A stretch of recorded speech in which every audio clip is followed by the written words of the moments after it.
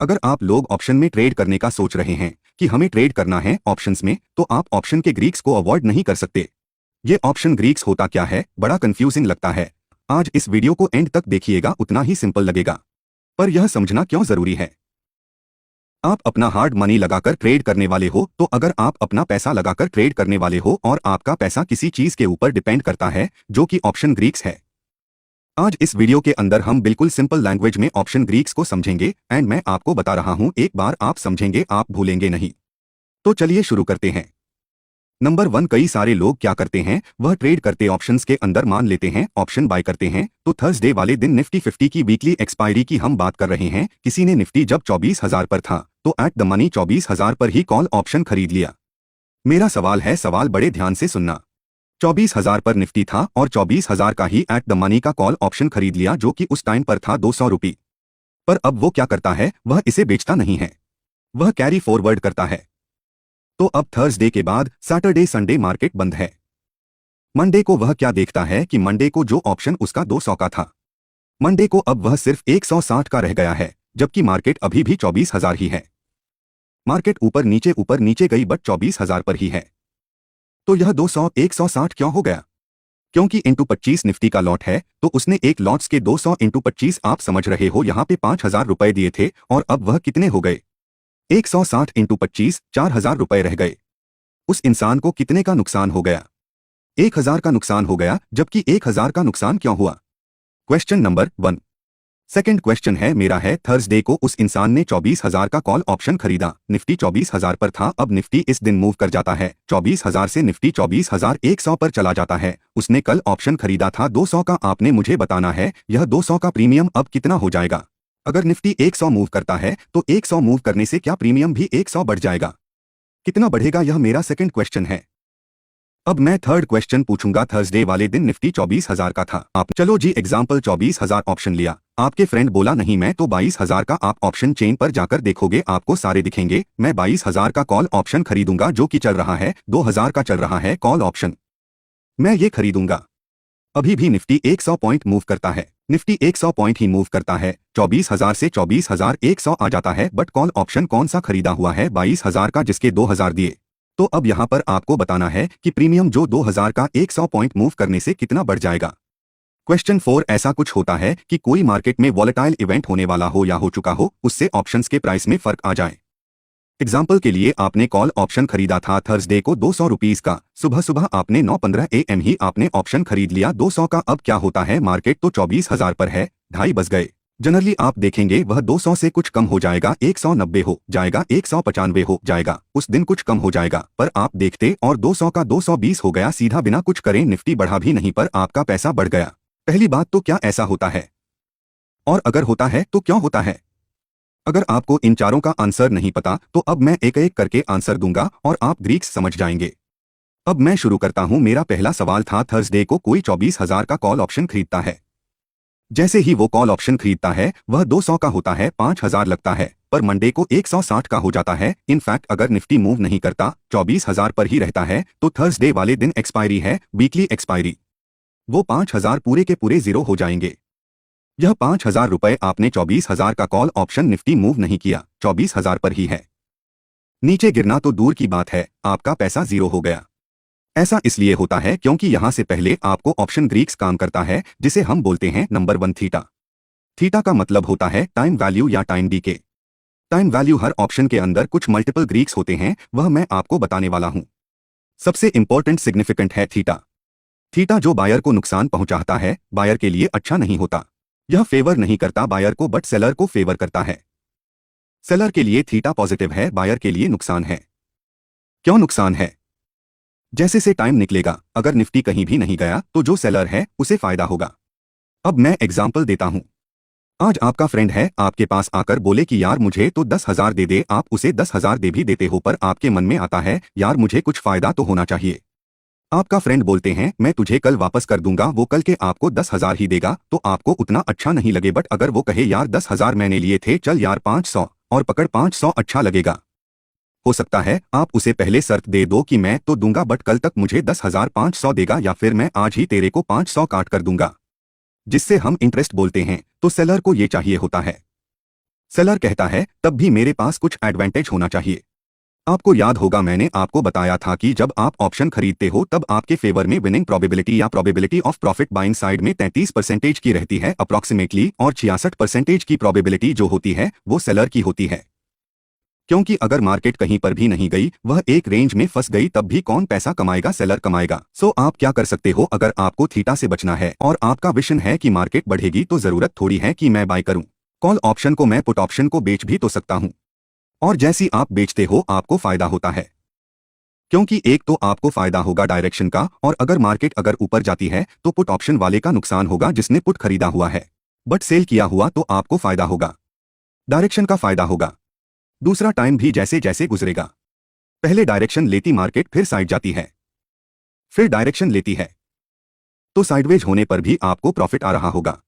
This is a concept of theta. This is point number 1। सो मेरा सबसे पहला सवाल था कि 24,000 का कॉल ऑप्शन खरीदने के बाद भी थर्सडे को 0 क्यों हो जाता है? अगर आप किसी ऑप्शन के 200 दे रहे हो तो यह समझ लेना एक्सपायरी वाले दिन आप जो भी प्रीमियम दे रहे हो, चाहे वह 200 हो, 100 हो या 50 हो, आपको ब्रेक इवन लाने के लिए, प्रॉफिट होने के लिए, अगर 24,000 का कॉल ऑप्शन खरीदा है प्लस जितने का मैंने प्रीमियम दिया प्लस 200, तो मेरा ब्रेक इवन क्या आ गया? अगर मार्केट 24,200 से ऊपर जाएगी एक्सपायरी वाले दिन तो जाकर आपको फायदा होगा। बट सेलर क्या कहता है? मार्केट कहीं ना जाए, 24,000 है, वह पूरा 200 का 200 सेलर की जेब में आ जाएगा। प्लस अगर मार्केट 200 पॉइंट तक भी मूव कर जाती है तब भी आपको तो कोई प्रॉफिट होगा नहीं, और सेलर को नुकसान भी नहीं होगा, आपका तो सारा का सारा एट द मनी पर। अब यह समझना आपको मैं समझा चुका हूं, बट फिर भी मैं बता रहा हूं, मैं यहां पर आपके लिए ऑप्शन चेन खोल देता हूं। सो हमारे पास ऑप्शन चेन आ गया। एग्जाम्पल के लिए अभी निफ्टी 24,000 पर है, मुझे एट द मनी दिखता है 180, ठीक है, और यहाँ पुट साइड में दिख रहा है 114। अब यहां पर समझना बड़े ध्यान से, ये 180 और 114 जो मुझे दिख रहा है, कमाल की बात क्या है कि अगर अगले दिन एक्सपायरी है तो अगर मार्केट कहीं नहीं जाती, 24,000 पर रहती है, तो यह प्रीमियम की वैल्यू खत्म हो जाएगी। समझना जरूरी है, जब भी आप कभी भी प्रीमियम पे करते हो ऑप्शन का, तो उसमें दो चीज होती है, एक होती है उसमें टाइम वैल्यू और दूसरे होते इंट्रिंसिक वैल्यू। टाइम वैल्यू क्या है? जब तक के लिए एक्सपायरी हो रही तो उसके अंदर कुछ टाइम का वैल्यू, टाइम का पैसा है, जितना टाइम है उसके लिए सेलर कुछ पैसा ले रहा है। और दूसरा intrinsic value eight the money के अंदर, अगर आप एट द मनी का ऑप्शन देखोगे, जैसे कि 24,000 पर है मार्केट, मान लो एग्जांपल, तो 24,000 अपने एट द मनी खरीदा तो इसकी इंट्रिंसिक वैल्यू 0 है, और बाकी का जो बचा, अगर 180 देख रहे तो 180 के 180 टाइम वैल्यू है, तो टाइम वैल्यू तो 0 होनी है। अगर मार्केट मूव नहीं करी तो यह तो 0 है। सिमिलरली एट द मनी के आगे कौन सा होता है? Out of the money. तो आउट ऑफ द मनी के सारे ऑप्शंस के अंदर कोई इंट्रिंसिक वैल्यू होती ही नहीं है, तो इट इज ऑल 0। दिखा देता हूं आपको समझ में आ जाएगा। तो अगर हम अभी कॉल साइड के आउट ऑफ द मनी के ऑप्शंस की बात करें, आउट ऑफ द मनी कौन से? तो ये जितने भी आउट ऑफ द मनी के ऑप्शन है, 152, 125, 103, 83, 66, 51, 40, 31, ये सब के अंदर ये जो भी है ये सारा टाइम वैल्यू है। कल ये सारे ऑप्शन 0 हो जाएंगे अगर मार्केट मूव नहीं हुए। तो अगर होगी तो हमारा दूसरा क्वेश्चन तो हम वही से समझेंगे। एंड सिमिलरली पुट ऑप्शन के अंदर भी यह जितने भी आउट ऑफ द मनी के 96, 78, 66, 54, 45 ये सब 0 होने वाला है। 0 नहीं होता, वह 5 पैसा होता है। तो यह आपको मैंने समझाया। सबसे पहला option Greek which is known as theta, आपने थीटा समझा जिसे हम टाइम वैल्यू बोलते हैं। तो ऑप्शन के प्राइस के अंदर आप सबसे पहले क्या दे रहे हो? आप टाइम वैल्यू दे रहे हो, और आप इंट्रिंसिक वैल्यू। अब यह क्या होती है इंट्रिंसिक वैल्यू? समझो, मैंने आपको एग्जांपल दिया था कि किसी ने 22,000 का कॉल ऑप्शन खरीदा 2,000। अब ये 2,000 क्यों है? अगर मार्केट 24,000 पर है तो हमारी इंट्रिंसिक वैल्यू कैसे निकलेगी? 24,000 माइनस 22,000 तो 2,000 यहां आ गई, तो इंट्रिंसिक वैल्यू 2,000 आ गई। तो मैंने बोला प्रीमियम में दो चीज होती हैं, या तो आपकी इंट्रिंसिक वैल्यू और दूसरा क्या है जो बचा हुआ 200 है वह टाइम वैल्यू है। यहां पर क्या होता है कि अगर मार्केट मूव नहीं हुई तो आपका सारा कैपिटल 0 भी होगा। लोग out of the money option में ट्रेड करते हैं, वो पूरे के पूरे फिनिश हो जाते हैं, जो 1 लाख डाला 0 हो गया। पर अब हमारे पास तो बहुत सारे क्वेश्चन है। क्वेश्चन नंबर 2 यहां पर आता है। दूसरा सवाल पूछा था 24,000 का कॉल ऑप्शन खरीदा 200 में, तो 24,100 अगर हो गया, 100 पॉइंट बढ़ गया, तो मेरा प्रीमियम कितना बढ़ेगा? इसे कैलकुलेट करने के लिए आपको दूसरा ऑप्शन ग्रीक समझना है, which is known as delta. जैसे मैंने आपको यहां पर थीटा बताया। अभी नाम बड़े अजीब अजीब है, बट कॉन्सेप्ट सिंपल है। यहां पर 24,000 का कॉल ऑप्शन है, 24,100 हो गया प्राइस, तो 200 का मेरा प्रीमियम जो है कॉल ऑप्शन का वो कितना हो जाएगा? ठीक है, इसे कैलकुलेट करने के लिए बोला मैंने आपको डेल्टा को समझना है। अब ये डेल्टा क्या होता है? डेल्टा कहता है कि अगर आपको मेरी वैल्यू पता है तो आप इसे कैलकुलेट कर सकते हो। आपको कैसे वैल्यू पता लगेगी वो तो मैं आपको शॉर्टकट दे ही दूंगा, पर अभी मैं आपको समझा देता हूँ। एट द मनी जो ऑप्शन होते हैं, 3 तरीके ऑप्शन होते हैं, in the money, at the money and out of the money. So आपको यह समझना है जो डेल्टा की वैल्यू होती है वह 0 से लेकर 1 तक की होती है। आपको कहीं न कहीं दिखेगा परसेंटेज में 0 to 100 भी दिखेगा। वह बात एक ही मैं आपको बताऊंगा कैसे। एग्जाम्पल, एट द मनी पर 0.5 डेल्टा होता है। अगर आप 0 to 100 का कैलकुलेशन करो तो वहां पर आपको किसी किसी जगह पर किसी वेबसाइट पर 50 दिखेगा, तो बात एक ही है। सो एट द मनी पर डेल्टा की value 0.5, in the money option के अंदर जो वैल्यू होती है वह 0.5 से लेकर 1 की होती है, और आउट ऑफ द मनी के अंदर वैल्यू 0 से लेकर 0.5 की होती है। सिंपल सी कैलकुलेशन है। एट द मनी पर 0.5 का हमारा डेल्टा है, हमारे 100 मूव हुए हैं, डेल्टा कितने का है 0.5 मल्टीप्लाई कर दो, 50 आंसर आ गया आपका। जो प्रीमियम होगा 200 से 250 का हो जाएगा। अब क्वेश्चन नंबर 3 कि अगर आपके फ्रेंड ने 24,000 की जगह 22,000 का कॉल ऑप्शन खरीदा होता, जो कि आपका यहाँ पर आप देखते हो कि 2,200 का था, तो 100 पॉइंट के मूव आने से क्या होता। अब 50 पॉइंट नहीं बढ़ेगा प्रीमियम। क्यों नहीं बढ़ेगा? क्योंकि यह इन द मनी है, deep in the money. Deep in the money में अभी हमने समझा जो डेल्टा की वैल्यू है वो 0 to 1 है। डीप इन द मनी में it will be close to 1, so almost आप कह सकते हो कि 100 पॉइंट बढ़ने से मोटा मोटा 100 पॉइंट का ही मूव आपको दिख जाएगा, तो 2,200 का प्रीमियम सीधा 2,300 हो जाएगा। This is delta. पर अब एक और सवाल था, हमारा 4th क्वेश्चन था। 4 से पहले एक कॉन्सेप्ट रह गया, हमारा गामा रह गया। अब मेरा एक और क्वेश्चन है यहाँ पर, दैट इज 24,000 पर ही निफ्टी है। पर अब आप कहते हो यार मैं तो ना out of the money option खरीदूंगा, मैं खरीदूंगा 24,500 का कॉल ऑप्शन। 24,000 का कॉल ऑप्शन आपके तो 200 का, मेरे पास नहीं है 200, यहां पर ये 50 का है, मैं तो 50 दूंगा। और अगर लॉट 25 का है तो उसमें 1,250 मेरे लगेंगे। लोग ऐसा करते हैं। अब अगर निफ्टी मूव करेगी 24,000 से, मैं कहता हूं 500 पॉइंट मूव कर दे, 500 पॉइंट निफ्टी मूव कर गई, तो पहला सवाल तो मेरा यह था कि आपका प्रीमियम कितना बढ़ेगा। 50 का प्रीमियम है, कितना बढ़ जाएगा 500 पॉइंट बढ़ने से। अब आप कहोगे यह तो काफी आउट ऑफ द मनी हो गया। आउट ऑफ द मनी के अंदर हमने अभी समझा था कि आउट ऑफ द मनी के अंदर जो आपका डेल्टा होता है 0 to 0.5 होता है। आप कह सकते हो अप्रॉक्सीमेटली 0.2 के आसपास होगा, आपको एग्जैक्ट वैल्यू मिल जाती है। पर मैं आपको एक जनरल चीज बता रहा हूं, क्योंकि उसके बाद मुझे आपको गामा समझाना है।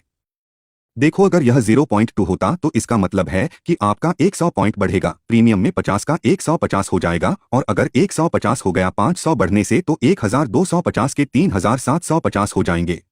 आपका पैसा 3 गुना हो जाएगा। ऐसे होता ऑप्शन के अंदर। अब अगर आपका पैसे 3 गुना हो जाएंगे, बट इसके बाद क्या होगा? अगर निफ्टी अब इसके बाद 24,700 जाती है तो भी क्या 0.2 के हिसाब से ऑप्शन का प्रीमियम बढ़ेगा?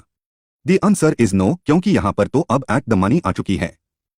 तो अब इसकी कैलकुलेशन 0.2 से नहीं 0.5 से होगी। तो 150 के बाद आप कहते हो कि 150 पॉइंट और बढ़ गया, तो 200 इंटू 0.5, 100 पॉइंट और बढ़ जाएगा। अब आप सीधा क्या बढ़ जाएगा ऑप्शन का प्रीमियम, तो ये 150 से 250 हो जाएगा। अगर मार्केट 24,000 से चलती हुई 24,800 जाती है, और आपने out of the money option 24,500 का खरीदा हुआ था, और अपने out of the money option 24,500 खरीद हुआ था, तो अब यह कैसे डिसाइड हुआ कि कब 0.2 होगी, कब 0.5 होगी? So rate of change of delta is known as gamma. पहले आउट ऑफ द मनी था, तो आउट ऑफ द मनी ने 0.2 से कैलकुलेशन करी, और जब एट द मनी आ गया तो हमने 0.5 से कैलकुलेशन करी। पर अब 0 आपका यहाँ पर 24,500 ही है, अभी भी आपने 24,500 ही खरीद रखा है। निफ्टी पहुंच जाती है यहाँ पर, आप कहते हो 25,000, तो 300 पॉइंट और बढ़ गई। अब आपकी कैलकुलेशन 0.5 से नहीं होगी, अब क्योंकि आपका जो ऑप्शन है यहाँ पर इन द मनी हो गया, तो यहाँ पर आपको हो सकता है 0.7 या 0.8 के हिसाब से आपका प्रीमियम बढ़े। और अगर 0.9 के हिसाब से बढ़ता है तो अगले 300 पॉइंट में आपको मोटा मोटा 270 पॉइंट बढ़ जाएगा। आपको तो यहाँ पर 250, यह सीधा 520 दिखाएगा। This is gamma. यहाँ इसे टेक्निकल समझने की जरूरत नहीं। कॉन्सेप्ट ये समझना है कि जब आप out of the money option लेते हो तो निफ्टी के इंडेक्स के या स्टॉक के प्राइस के मूव करने से आपका प्रीमियम कितना बढ़ता है, वह तो मेरे डेल्टा से पता लगा, बट बार बार चेंज हो रहा है ना। कभी 0.2 से कैलकुलेशन हो रही है, कभी 0.5 से हो रही है, कभी 0.8 से हो रही है। बहुत ही डीप इन द मनी हो गया तो ऑलमोस्ट 1 से कैलकुलेशन हो रही है। सो दिस इज गामा सिंप, इसे गामा बोलते हैं। अब आपने गामा भी समझ लिया। एक चीज और होती है, कभी कभी ऐसा होता है कि मार्केट में वॉलेटिलिटी होती है। तो बिना कुछ करे भी अगर 24,000 के कॉल ऑप्शन था वो 200 का आपने खरीदा था, 220 हो गया। ये कब होता है? जब आप ऑप्शन चेन पर आओगे। एक बहुत खुफिया चीज है जो आपसे छुपाई जाती है। वो खुफिया चीज क्या होती है? इसे हम बोलते हैं आईवी, मतलब इम्प्लाइड वॉलेटिलिटी। यहां पर दिख रहा है आपको आईवी एलटीपी के साथ साथ में, और यहां पर भी एलटीपी के जस्ट साथ में भी आईवी दिख रहा है। आप समझो आईवी का मतलब क्या है, वॉलेटिलिटी कितनी है। इम्प्लाइड वॉलेटिलिटी बायर को फेवर करती है। अगर आप यहां पर देखो आईवी 16 और कहीं पर 10 भी है, मतलब यह डिफरेंस है। कहीं कहीं तो आपको दिखेगा। अगर आपको मैं दिखाता हूं 21 की आईवी, 12 की आईवी, 13 की आईवी, अगर मैं थोड़ा सा आगे बढ़ जाऊं तो आपको यहां पर 16 की, 17 की, 18 की, 19 की आईवी। यह क्या है? अब मैं आपको बताता हूं ये क्या है। देखो इसे समझ लो एक बार, बड़ा अच्छा कॉन्सेप्ट है। आज नहीं तो कल आपके बहुत ज्यादा काम आने वाला है, इसलिए समझा रहा हूं। अगर आप ऑप्शन को बाय करते हो और आईवी भी बढ़ जाती है, आईवी बढ़ जाती है, तो बिना कुछ करें आपने 200 खर्च रहे थे, वह 210 दिखे आपको। पर अगर आईवी बढ़ रही है और आपने सेल किया हुआ है, सो एज अ सेलर मैं आपको बता रहा हूं हमने सेल किया हुआ है। मैंने किस लिए सेल किया? मुझे थीटा मिलेगा, टाइम वैल्यू मिलेगा। कभी कभी क्या होता है, मार्केट कहीं मूव नहीं करती है, मार्केट साइडवेज रहती है, उसके बावजूद भी यह कम नहीं होता। ये इनफैक्ट 200 का, यही मैंने बोला 210 या 205 हो जाता है। यह क्यों होता है? क्योंकि आईवी अपने आप बढ़ गई, और अगर आईवी घट गई तो आप कुछ भी नहीं करोगे। टाइम वैल्यू तो बाइंग करने में वैसे ही जाएगा। ये 200 का 180, 190 अपने आप हो जाएगा। ज्यादा टाइम नहीं लगेगा। अगर आईवी भी घट गई तो यह सेम सेलर के लिए भी है। हमने बात करी थी स्टार्टिंग में थीटा की, फिर हमने बात करी थी डेल्टा की, और हमने फिर बात करी थी गामा की। आपको ये 4 ऑप्शन समझ आ गए? बस अभी के लिए आपके लिए इतने सफिशिएंट है। अभी भी अगर आप शेयर नहीं कर रहे हैं तो बहुत सारे लोगों तक जानकारियां नहीं पहुंचेंगी। हम चाहते हैं कि ये लोगों तक पहुंचे। अभी तक अगर आपके पास डीमैट अकाउंट नहीं है, लीडिंग ब्रोकर के लिंक मैं आपको डिस्क्रिप्शन में दे दूंगा, जाइए और अपना फ्री डीमैट अकाउंट आज ही खोलिए। तब तक के लिए आप हमारे चैनल को सब्सक्राइब एंड लाइक करना ना भूले। ऐसे ही वीडियोस हमारे चैनल पे आते रहेंगे।